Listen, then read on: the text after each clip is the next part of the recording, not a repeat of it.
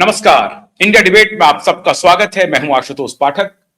सप्ताह की शुरुआत हो गई है। आज सोमवार है और आज सत्ता, राजनीति, हमारी न्याय व्यवस्था, इसकी कुछ क्रूर सच्चाई लेकर के हाजिर हूं।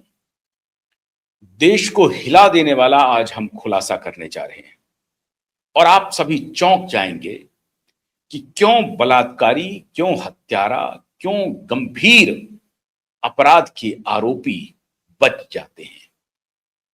रसूखदार लोगों के खिलाफ क्यों कुछ नहीं होता है। क्यों आज ठाकरे परिवार के खिलाफ कुछ बोलने के लिए कोई बच रहा है। पूरी सत्ता, पूरी व्यवस्था ठाकरे परिवार को क्यों बचाने में लगी। लेकिन आज जो मैं खुलासा करने वाला हूं उसमें क्या केजरीवाल, क्या राघव चड्ढा, क्या सिब्बल, क्या सुप्रीम कोर्ट, क्या हाई कोर्ट, क्या मंत्री, मुख्यमंत्री, सबके सब नंगे दिखाई पड़ेंगे आपको। सबके सब नंगे। और आज बड़ी जिम्मेदारी से मैं ये कार्यक्रम कर रहा हूं और अपने देश में देशवासियों के लिए ये कार्यक्रम आई ओपनर होने वाला है। हमारी व्यवस्थाएं कैसे काम कर रही है, हमारी न्यायिक प्रणाली कैसे काम कर रही है, हमारे नेता, कॉरपोरेट कैसे काम कर रहे हैं, कैसे वकील और जजों की सांठ-गांठ से एक मुख्यमंत्री ने अपनी जान गंवा दी और आरोप लगा कि जजों ने पैसे मांगे। जज नहीं, कई जजों ने करोड़ों में, कोई 77 करोड़ मांग रहा है, कोई 49 करोड़ मांग रहा है, कोई 25 करोड़ मांग रहा है। मतलब जो मर्जी आ रहा है मांगे जा रहा है। और सिब्बल साहब मांग रहे हैं पैसा।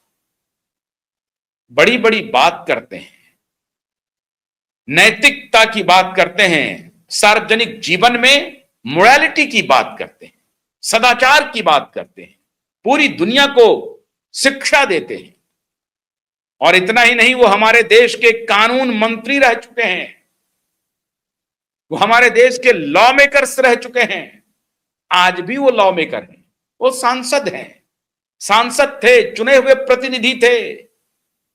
हमारे देश की जनता उन्हें चुनती है। वो व्हाइट कॉलर में चलते हैं, कॉलर उठा के बात करते हैं, लेकिन बेईमानी की पराकाष्ठा कर देते हैं। कोई जांच नहीं होती, आरोप लग करके रह जाता है, कोई जांच नहीं होती। आज पूरी जिम्मेदारी से जनता की अदालत में वो एक्सपोजे लाया हूं जिस पर सबने पर्दा डाल दिया है, मिट्टी डाल दिया, दबा दिया, अंडर द कारपेट, सब चुप मौन। एक मुख्यमंत्री गुजर गया लेकिन उसकी सुनने वाला कोई नहीं। तो स्वागत करते हैं नीलेश ओझा जी का। उन्हीं की जुबानी आज पूरी कहानी आपको हम सुना रहे हैं कि क्यों आदित्य ठाकरे को सजा नहीं हो रही है, क्यों उसके खिलाफ एफआईआर रजिस्टर नहीं हो रहा है। कैसे होगा जब पूरे कुएं में भांग डला हुआ है, तो होगा कैसे। यहां दाल में काला नहीं है, पूरी दाल काली है। आटे में नमक नहीं है, पूरे नमक में आटा है। तो क्या कर सकते हैं, किससे उम्मीद करेंगे आप। सुप्रीम कोर्ट के माननीय जजेज, हमारे देश के पूर्व कानून मंत्री, हमारे देश के माने हुए लॉयर, उनकी करतूत आज श्रीमान नीलेश ओझा जी आपको बताते हैं।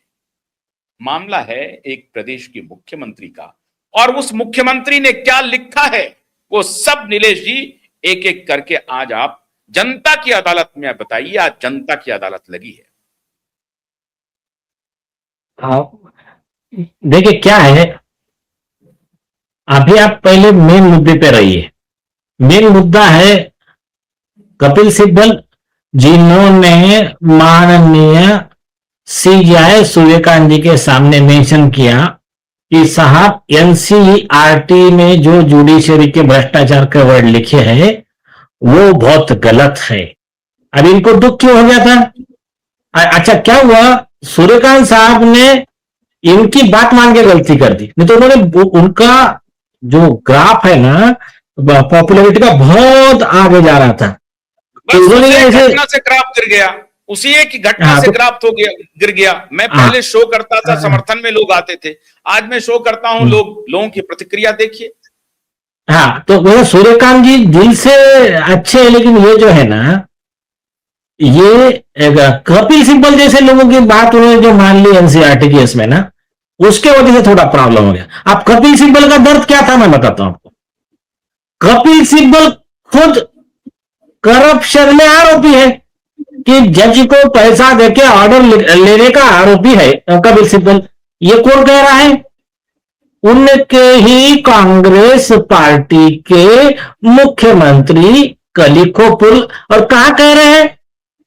सुसाइड नोट में। अभी आप वो सुसाइड नोट का प्यारा 14.7 निकालिए, 14.7।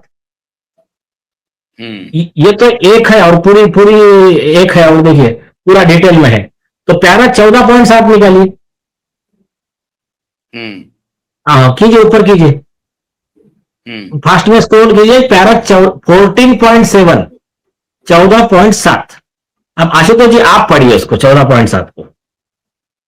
एक सेकेंड।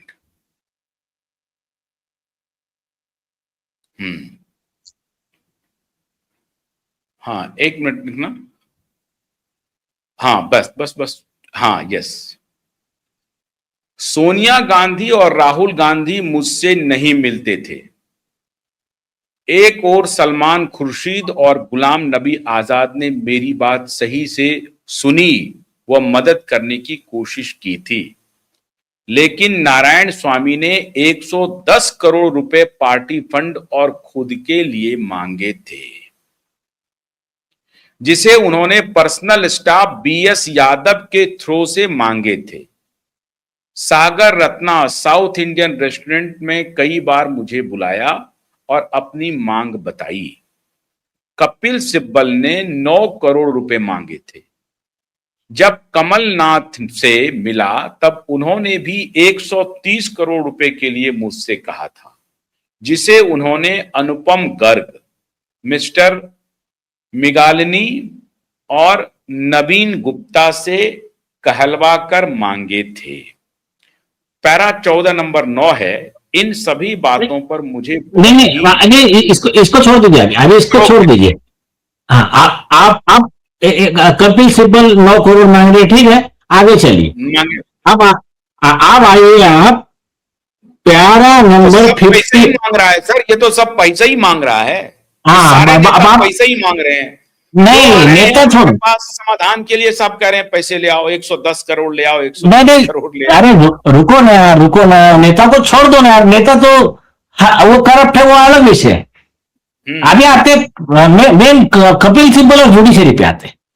यस, आप आइए प्यारा 15 पे आइए, 15.2। या फिर हाँ, एक मिनट, नहीं अपने प्यारा 10.1 पे आइए, 10.10.1। अच्छा ठीक है। 10.1।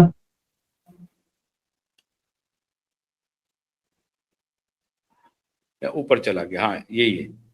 एक मिनट थोड़ा, पढ़िए पढ़िए। ये 10.1, हाँ नहीं नहीं ये 19 है, लागू लो, यही है, ये क्या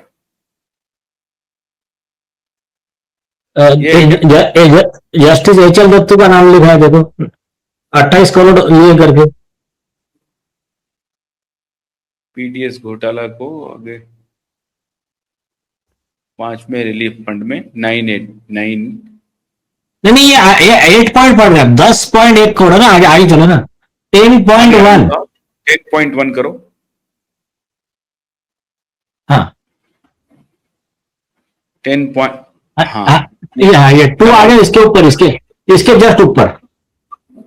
हाँ 10.1 आगे ना। गुवाहाटी हाईकोर्ट ने तुकी के खिलाफ की गई सुनवाई में तुकी को दोषी ठहराते हुए सीबीआई की जांच के आदेश दिए थे, लेकिन उसी केस में सुप्रीम कोर्ट के जस्टिस एचएल दत्तू को 28 करोड़ रुपए की घूस देकर स्टे लिया और आज भी खुलेआम घूम रहे हैं। ये नवाम तुकी के बारे में कहा जा रहा है।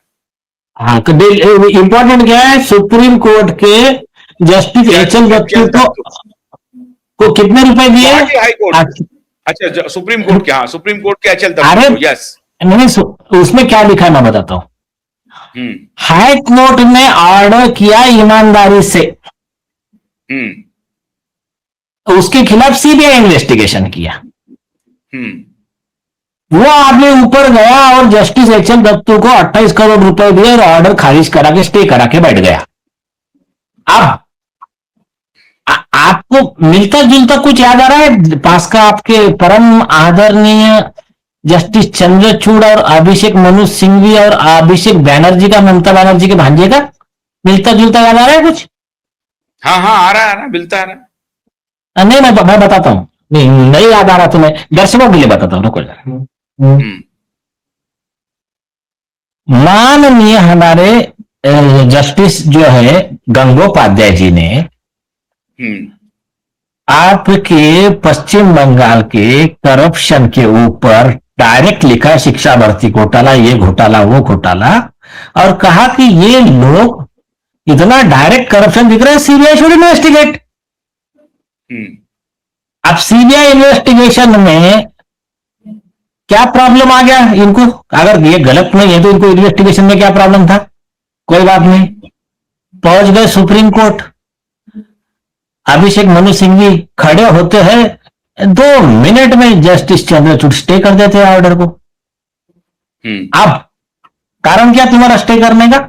चलो कोई बात नहीं, कोई बात नहीं, आपने कर दिया स्टे, लेकिन आप एक करप्शन को बचा रहे थे, एक साबित कैसा हो गया? ईडी के केस के इन्वेस्टिगेशन में, उसी मैटर में वो मिनिस्टर के घर पे 65 करोड़ कैश मिल गए।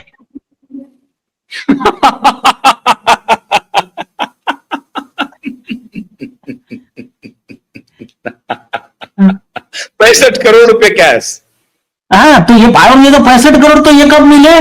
वो स्टे के और रेड के बीच में समय मिला, तो उसके बीच में कितने हजार करोड़ रुपए गायब कर दिया उसने।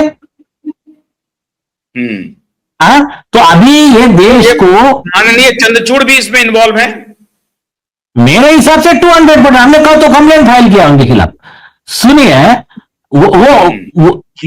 वो रीजन दे कि आपने स्टे क्यों किया था, और स्टे तो आपका क्या रीजन क्या था आपका स्टे देने के लिए? हाँ, तो हो गया। अच्छा, तो आप अभिषेक बनर्जी पे आते हैं। पहले हाँ, ये बताएं दर्शकों को कि आगे एक मिनट आगे चलो देते हैं खाली। प्यारा 15.2 लीजिए, 15.2।